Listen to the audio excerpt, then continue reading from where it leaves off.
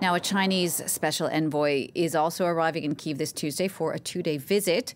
That's part of a European tour to promote Beijing-led peace negotiations on the war in Ukraine. China has close ties with Russia and has tried to position itself as a mediator in the war. For the latest on this, let's cross now to Yena Lee in Beijing. Yena, we know China isn't a neutral player, but can it still be a legitimate mediator in this war? Well, it really depends on Kyiv. It depends on the situation on the ground, and it depends on how more desperate things can get. The government in Ukraine has from the get-go been rather cautious about Beijing's potential involvement, but it has never completely shut down the idea of China taking on a bigger diplomatic role in all of this. In fact, it's been relatively open to it compared to other Western nations. When China published its 12-point position paper, its peace plan, if you will, back then you could almost hear the figurative eye rolling in Washington, but President Zelensky was relatively positive about it, at least not as negative. Fast forward a few months, now the EU, and not just French President Emmanuel Macron, has been very vocal that President Xi Jinping should be doing more to put pressure on President Putin. And even US diplomats have reportedly started leaning into this idea. That said, being open about an idea doesn't mean being eager about it. And we've seen it in the past few days. President Zelensky has been very busy with his surprise visits to Paris, London, Berlin,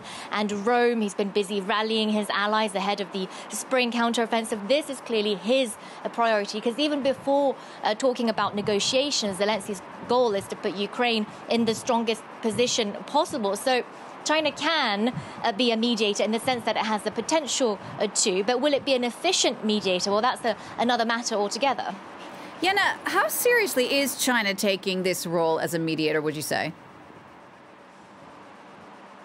Well, President Xi Jinping isn't traveling to Ukraine as he did to Russia, but he is sending Li Hui, his top envoy. Now, Li is a Russian-speaking expert of ex-Soviet nations. He is a seasoned diplomat, an ex-ambassador to Moscow for a decade. He is also a high-ranking Chinese official, an ex-vice minister of foreign affairs, nonetheless. So by sending Li to Ukraine, this is Beijing's most tangible effort yet in regards to its role as mediator. But ultimately, China has its own interests at heart. And sure, being viewed as a global power, a global peacemaker is one of them. Yet we don't know how seriously Beijing will be pushing for realistic terms of peace in all of this. We can, though, safely guess that Beijing wants to be able to say, at least China tried. In fact, state media, the Global Times, published late Monday evening a rather cautious piece, and in it they cited experts that said, I quote,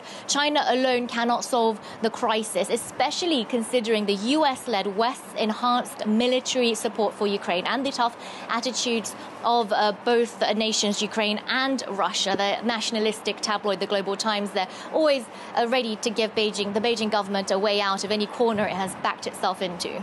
Yena, thank you for that. That's our Yena Lee reporting for us from Beijing.